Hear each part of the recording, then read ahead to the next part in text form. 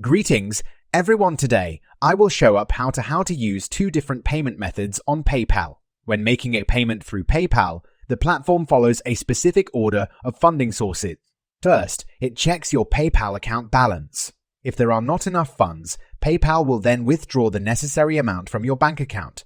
In the case that you have a current linked and confirmed credit card, PayPal can perform an instant transfer from your bank account. However, if your credit card is not current, or if you don't have a card linked to your account, the transfer from your bank account to cover the purchase may take a few days, potentially up to 4. On the other hand, if you have a credit card but no bank account, PayPal will use the credit card as the primary funding source. This process assumes that you haven't chosen a specific funding source. If you have both a bank account and a credit card, you have the option to pay with your credit card on the PayPal checkout screens by selecting the Pay with Another Source option. From there, you can choose your card from the drop-down menu. It is also possible to pay using the funds in your PayPal account balance and the remaining amount with a credit card. However, in order to do this, you must first select the option to pay with your credit card. Your available balance will be used first, and the remaining amount will be charged to your card.